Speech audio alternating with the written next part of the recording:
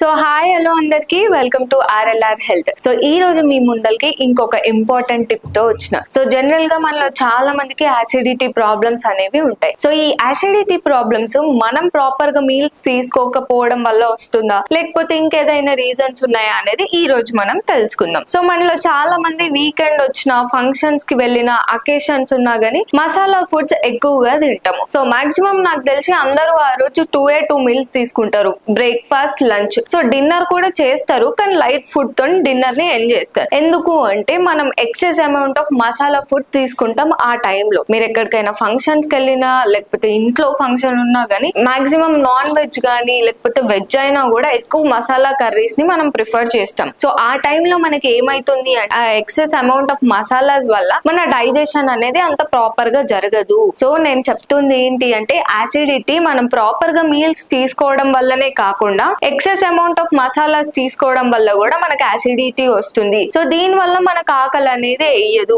So అందుకే చాలా వరకు మీల్స్ అనేది స్కిప్ చేస్తారు. కొంతమంది ఏం చేస్తారు, మనం కర్రీస్ లో రోజు చేసుకునే కర్రీస్ లో కూడా ఇంత మసాలాలు వేసేసుకొని తినేస్తారు. ప్లీజ్ అలా చేయకండి. తక్కువ అమౌంట్ ఆఫ్ మసాలాస్ యూస్ చేయండి మీ డైలీ రొటీన్ లో, డైలీ కర్రీస్ లో.